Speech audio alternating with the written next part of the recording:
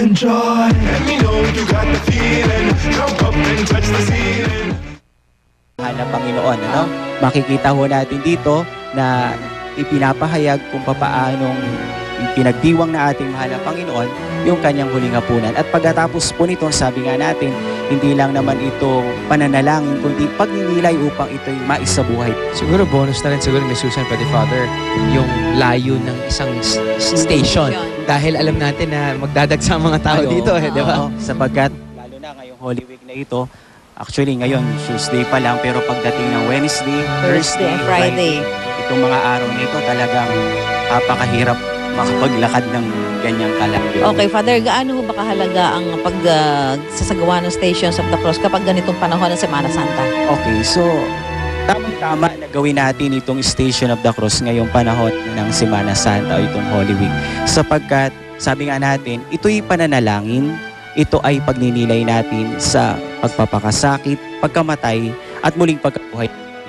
Para bagang dinadala tayo doon sa pag-iisip po natin, pagninilay natin, na tayo rin sa sarili natin ay nagkasala at ito yung dahilan kung bakit ang ating mahal na Panginoon ay nagpakasakit.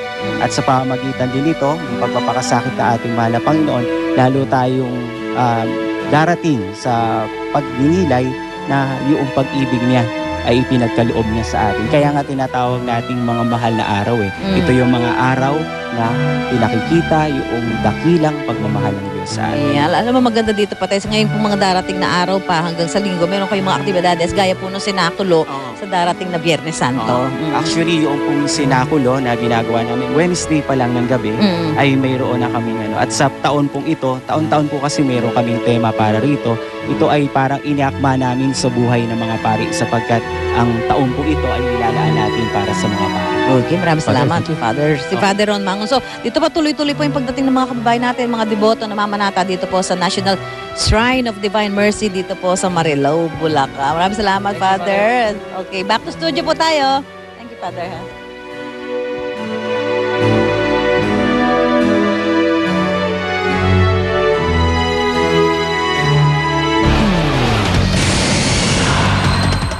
Ang maunang balita sa mga oras na ito. Holy Hills sa Zamboanga at iba pang tourist spots sa iba't ibang probinsya. Handa na para sa pagdagsa ng mga turista ngayong Semana Santa. Presidente ng Russia, nag-aalay ng bulaklak sa mga biktima ng malagim na suicide bombing. Mga nasa likod ng pambubomba, tinawag niyang mga halimaw. At Jennifer Aniston at Gerard Butler dumalo sa premiere ng bago nilang pelikula sa Germany. Huwag pahuli, tutok na sa unang balita. Ako po si Rhea Santos, kasama si Jiggy Manikad. Narito na ang mga pinakasariwang balita sa umagang ito.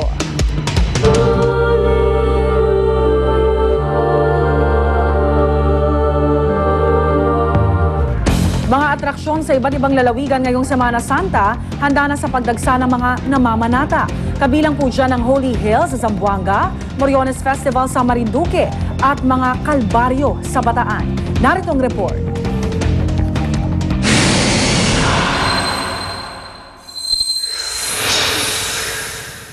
Handang-handa na ang Holy Hills sa Zamboanga para sa Huwebes at Biyernes Santo. Inaasahan kasing daragsa rito ang mga libo-libong Katoliko ngayong mahal na araw. Karamihan sa mga deboto pumupunta rito para sa 14 Stations of the Cross.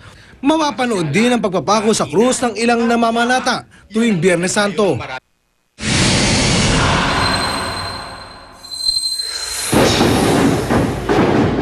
Sa Marinduque naman, nagsimula na ang taunang selebrasyon ng Moriones Festival sa 6 na bayan. Kahapon, ginanap ang isang parada na nilahukan ng 3 grupo ng mga Morion. Inaasahan na rin ang pagbuhos ng local at international tourists para makisaya sa pagdiriwang.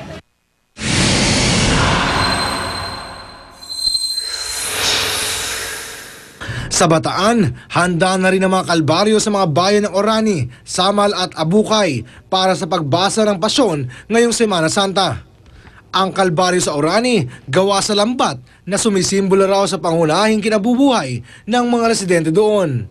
Sa Samal naman, gawa ang kalbaryo sa kawayan at buho. Habang sa abukay, sawali, kawayan, buho at giniika ng palay ang ginamit.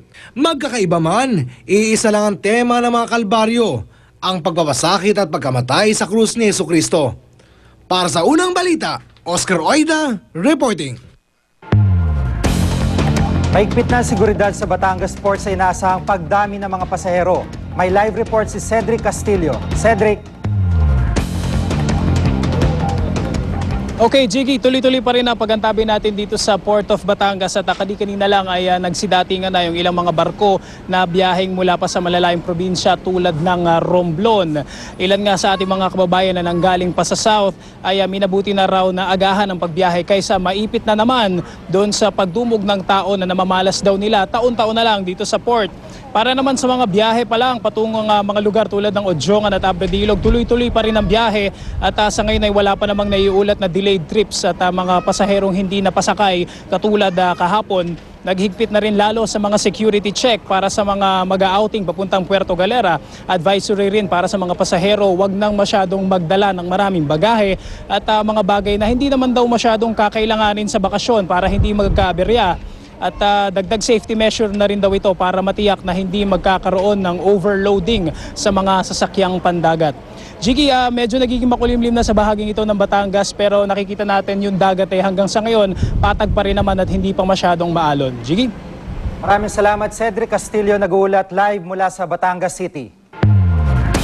Matumal daw ang pagdating ng mga pasahero ngayon sa Araneta Center Bus Terminal. Hinala ng mga dispatcher dahil ito sa pagtaas ng pamasahe.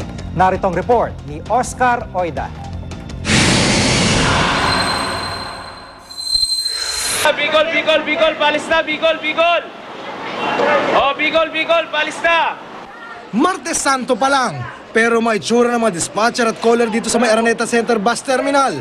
Pang Biyernes Santo na. Mangyari, magana raw ang lalamunan nila at halos mapaos na sa kakasigaw. Di pa rin mapuno-puno ang kanilang mga bus. Paano ba naman? Kakaunti lang ang pasahero sa buong magdamag kahit pa 24 oras na ang operasyon sa naturang terminal. Tuloy, ang mga caller at dispatcher pakulitan sa pagkuha ng pasahero. Anoy, palis na, Anoy. Bicol kaya? Bicol? Bako po, diretsyon Tiway na. Nada terminal po, mahali po. Umabot pang araw sa punto na halos magmakaawa na sila. Dalawa na lang! Una pa! Humawa na kayo! Dalawa na lang! Papakalis na! Suspetsa ng mga dispatcher, bunsod ito ng pagtaas sa presyo ng pamasahe tulad ng biyaheng ordinary pa Bicol. Kung dati 350 pesos lang, ngayon 500 pesos na. Galing Bicol yan, walang laman yan. Pumunta lang dito para ma-accommodate yung mga pasahero. Kaso nga wala pang may